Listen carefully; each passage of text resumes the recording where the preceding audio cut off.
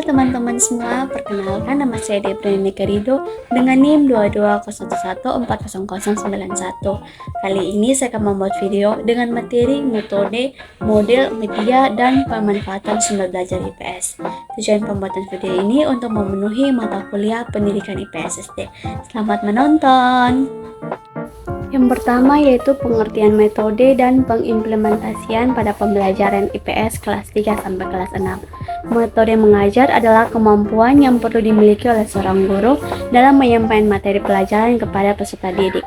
Dalam memilih metode, harus memperhatikan hal-hal sebagai berikut. Yang pertama, tujuan pembelajaran. Yang kedua, kemampuan guru terhadap materi dan metode yang akan dipilih.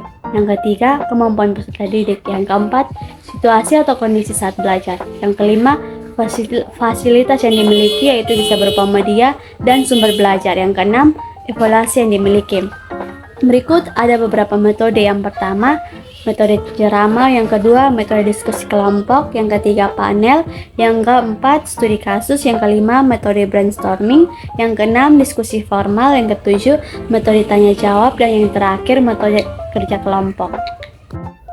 Yang kedua yaitu pengertian model pembelajaran dan pengimplementasian pada pembelajaran IPS kelas 3 sampai 6.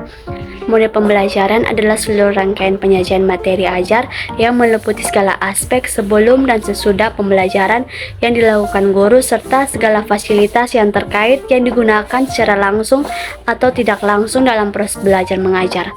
Model pembelajaran yang efektif untuk kelas 3 sampai kelas 6 bisa mencakup beberapa pendekatan berikut. Yang pertama, model pembelajaran kooperatif. Yang kedua, model pembelajaran berbasis proyek. Yang ketiga, model pembelajaran inquiry. Dan yang keempat, model pembelajaran tematik. Yang berikut pengertian media pembelajaran dan pengimplementasian pada pembelajaran IPS kelas 3 sampai 6. Media merupakan salah satu faktor penentu suatu keberhasilan dalam pembelajaran. Melalui media, proses pembelajaran bisa lebih menarik dan menyenangkan. Media pembelajaran dapat dikelompokkan menjadi 6 jenis. Yang pertama, media visual. Yang kedua, media audio. Yang ketiga, media proyektif diam. Yang keempat, media proyeksi gerak dan audiovisual. Yang kelima, multimedia. Dan yang keenam, benda.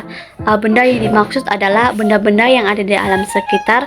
Dapat juga digunakan sebagai media pembelajaran, baik itu benda asli ataupun benda tiruan. Yang berikut adalah pemanfaatan sumber belajar pada pembelajaran IPS kelas 3 sampai 6. Dalam pemanfaatan sumber belajar untuk mata pelajaran IPS ini melibatkan berbagai sumber seperti buku teks, sumber online, media audiovisual, kunjungan lapangan, proyek kelompok, literatur anak-anak, dan permainan pendidikan. Semua ini bertujuan untuk meningkatkan minat dan pemahaman siswa terhadap konsep-konsep IPS pendidikan.